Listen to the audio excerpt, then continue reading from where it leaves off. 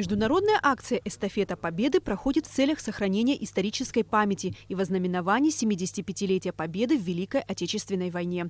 Старт мероприятию был дан 5 февраля и проходит по 2 маршрутам. За это время символ Победы преодолел тысячи километров пути, пройдя по местам боевой славы. Именно так проходит единение стран и людей, которые помнят и гордятся великим подвигом победителей. Все вы прекрасно знаете, что в этом году Российская Федерация отмечает 75-летие со дня победы в Великой Отечественной войне 1941-1945 годов. Этому празднику издавна придавалось огромное значение в нашей стране и за рубежом. И мы, безусловно, рассчитываем на активное участие граждан Республики Абхазия и российских соотечественников, постоянно проживающих в вашей стране, в тех мероприятиях, которые запланированы. Ну, не могу не сказать, что хочется надеяться, что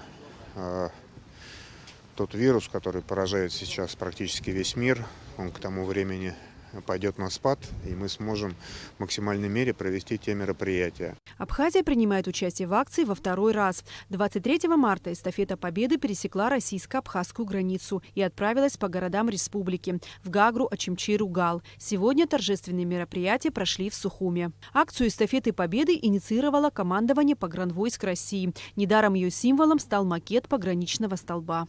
Воевала вся страна, воевал весь народ.